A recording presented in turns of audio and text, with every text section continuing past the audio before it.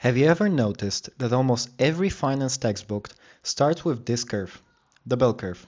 Apparently, stock returns are supposed to follow it. Risk models use it, portfolio theory is built around it. Even options pricing depends on assumptions that come from it. But here's the thing. Before we can understand why markets don't behave like this, we first need to understand exactly what this curve is trying to tell us. A normal distribution, also called a Gaussian distribution, is one of the most important ideas in all of statistics. Imagine measuring the height of thousands of people. Most people are around the average height. A few are much taller and a few are much shorter. If you plotted everyone on a graph, you'd get this smooth, bell-shaped curve.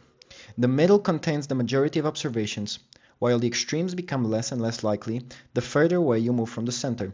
It's symmetrical, predictable, and mathematically elegant, and because of that, people naturally tried applying it in finance. There are really only two numbers you need to describe a normal distribution. The first is the mean.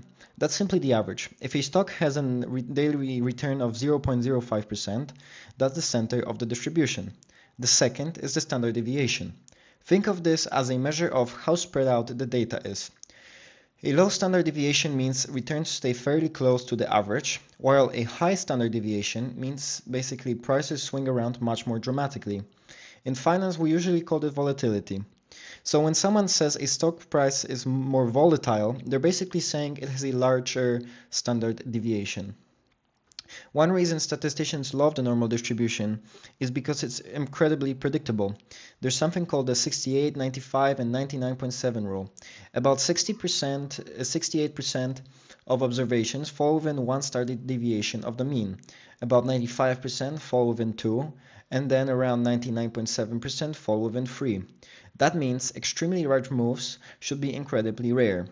Under a perfect normal distribution, a move that's 4 or 5 standard deviations away from the average is almost unbelievable.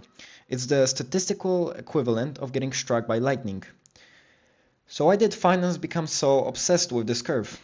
Well, it's basically because it makes life so much easier. If returns are normally distributed, then calculating probabilities becomes super straightforward. You can estimate risk, price options, optimize portfolios, build trading models, and then compare investments using elegant mathematical formulas. In fact, some of the most famous models in quantitative finance began by assuming returns are approximately normal. It's a super convenient starting point. But here's where things get interesting. If markets really followed a perfect bell curve, massive crashes would be almost impossible. Huge rallies would also be incredibly rare. Yet history tells a completely different story. We've seen Black Monday, the global financial crisis, and the COVID crash, and countless days where markets moved far more than a normal distribution would ever predict. So while the bell curve is an incredibly useful tool for understanding probability and risk, it's not the full story. And that's exactly what we're going to talk about in the next video.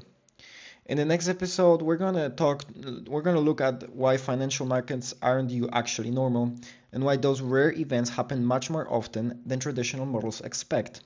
If you're enjoying this quantitative finance series, make sure you're following the money loop because we're building everything step by step, from the statistics behind the models all the way to the mathematics professional quants use every day. I'll see you in the next one.